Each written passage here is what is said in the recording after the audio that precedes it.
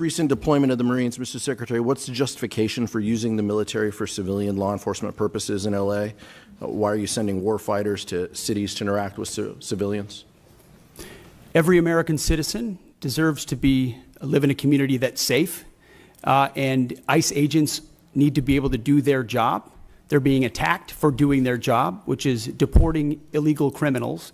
That should happen in any city, Minneapolis or Los Angeles. And if they're attacked, that's lawless, and President Trump believes in law and order. So he has every authority, and he has done mobilizing National Guard or active duty troops under U.S. code to protect federal agents in their job, which is exactly what we're doing, and we're proud to do it. Hold on, because this right here is pure spin getting exposed. How are you going to claim Pete Hegseth doesn't care about the troops when the man is literally explaining how deployments actually work? Aguilar isn't asking questions. He's trying to paint incompetence with a highlighter and a binder. Watch this clip and you'll see the difference between a binder warrior and an actual leader. You've got a Democrat congressman waving paperwork, pretending chaos is just a logistics issue, while Secretary Pete Hegseth is locked into reality. Cities burning, ICE agents getting attacked, and politicians hiding behind procedure. The hypocrisy is unreal, and it completely collapses by the end of this exchange. Smash like, hit subscribe, and stay right here. Let's watch the full clip before I give you the full breakdown. Thank the gentleman. Mr. Aguilar. Thank you, Chairman General Calvert. That's right. Thanks to the witnesses for being here. That's okay, Private. Go ahead. The clock's still moving, Mr. Secretary, I want to express my severe concern with the deployment of the National Guard in Los Angeles without consultation of the state of California. There have been photographs that have shown these troops sleeping on the floor and have not been provided fuel, food, or water by DOD. How long will this deployment last, and why were we unprepared to provide them basic necessities such as food and water? The commanders and troops on the field are very well prepared, sir. They responded incredibly rapidly to a deteriorating situation with equipment and capabilities.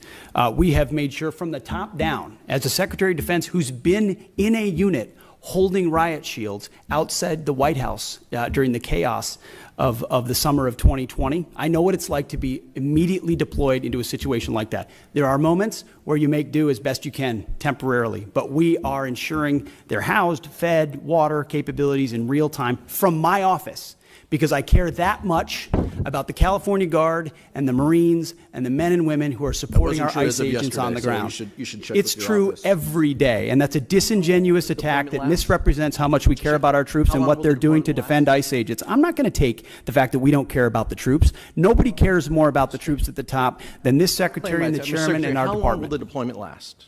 We stated very publicly that it's 60 days.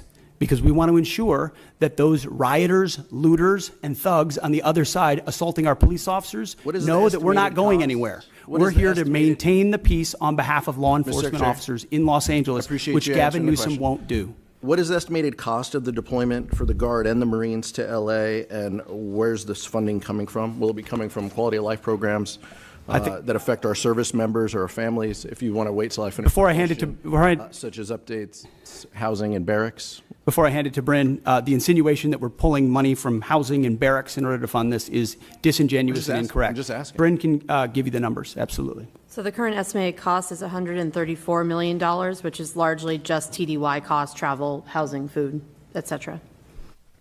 Oh, where's it coming from? That's the cost, but where's it coming from?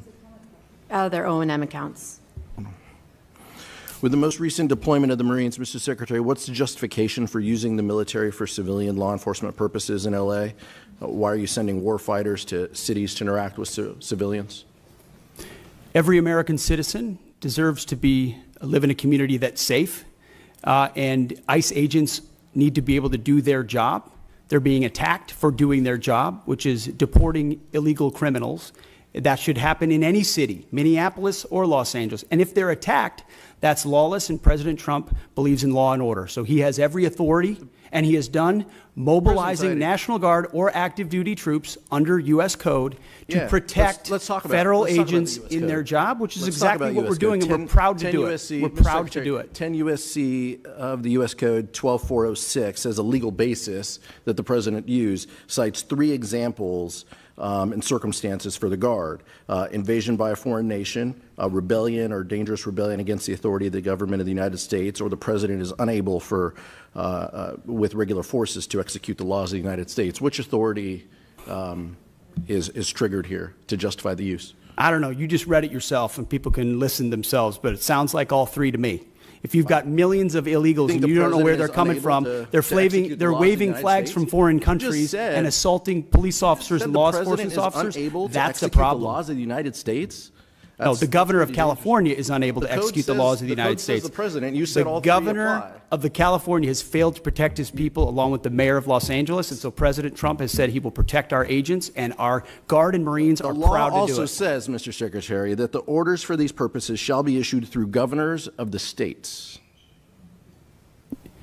You and I both know that President Trump has all the authorities necessary, and thankfully he's willing to do it on behalf of the citizens of Los Angeles, on behalf of our ICE agents, and behalf of our country. We've also pulled $1 billion for the border as well. So this just goes into the same fund, 134. What did Congressman, what's the 134 million? I was asking Ms. McDonald. Okay. 134 million goes on top of the billion that's been pulled for the So border. the funding that was pulled for this year was largely in FSRM, and in this budget, we're actually looking to plus that funding back up to backfill that for our troops and for their families. Now that you've seen the whole thing, let's call it exactly what it was. Pete Hegseth dismantling a fake narrative in real time. Aguilar walked in thinking he had a trap.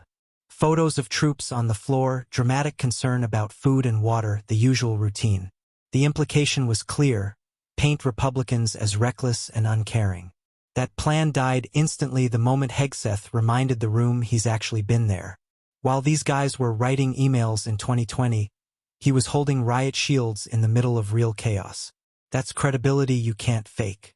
Then came the money angle, because it always does. $134 million, said slowly, like it's supposed to shock people into submission.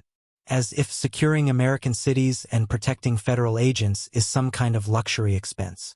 Hegseth didn't blink. He shut down the insinuation that this comes at the expense of troops or their families.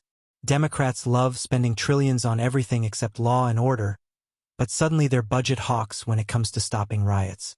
And then came the sneakiest move of all, the war fighters versus civilians line. That wasn't accidental. Aguilar wanted viewers to imagine tanks rolling down suburban streets. Hegseth flipped it instantly. These troops aren't there to intimidate civilians. They're there because ICE agents are being assaulted for enforcing the law. That's the part Democrats keep skipping.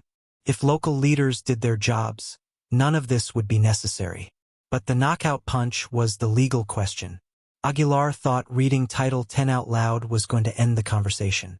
Instead, Hegseth leaned forward and basically said what every American already knows. When governors refuse to enforce the law and cities spiral into chaos, the president doesn't need permission slips to protect the country. Invasion, rebellion, failure to execute the law, pick one or pick all 3. The authority is there, and Trump was willing to use it. This wasn't a debate about process. It was a showdown between excuses and leadership. Aguilar wanted paperwork. Hegseth delivered law, order, and accountability. That's why one of them looked rattled, and the other looked like he belonged exactly where he